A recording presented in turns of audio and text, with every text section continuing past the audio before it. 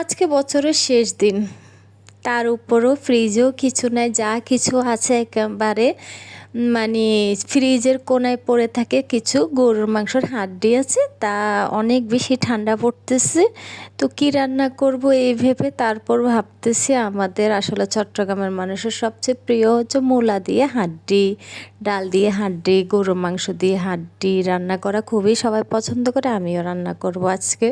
তো যে কথা সে কাজ, আমি বের করে নিলাম হাড্ডিগুলো, বের করে ভালো করে পরিষ্কার করে বরাবরই মতো আদা রসুন পেঁয়াজ বাটা রসুন বাটা সব দিয়ে কষিয়ে নিচ্ছিলাম। কষানোর পরে মৌলাটা দিয়ে দিলাম। কি বলবো, গরুর মাংস হাড্ডি দিয়ে আসলে মৌলা ডাল এগুলো রান্না করলে খুবই মজা লাগে। লাউ এগুলো আসলে আলাদা একটা টেস্ট চলে আসে। মূলার তরকারি এটা আমার এমনি পছন্দ না, অনেকে চিংড়ি মাছ দিয়ে ভাজি করে এটা সেটা করে খায়, কিন্তু আমার মূলার তরকারিতে সবসময় গরুর মাংস কিংবা গরুর মাংসের হাড্ডি, ছাগলের মাংসের হাড্ডি টাড্ডি দিয়ে এগুলো ভালো লাগে। তো কার কিভাবে ভালো লাগে একটু বলে যাবেন, আর আমার রান্নাটা কেমন হয়েছে আপনারা তা কমেন্ট বক্সে জানাবেন।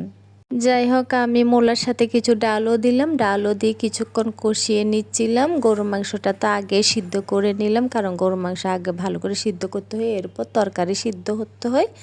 যাক, কষানোর পরে আমি কিছুক্ষণ ঘন্টা খানিক তো অবশ্য রান্না করতে লাগবে। এর মধ্যে আপনাদের থেকে বিদায় নিয়ে নিচ্ছি। আল্লাহ হাফেজ।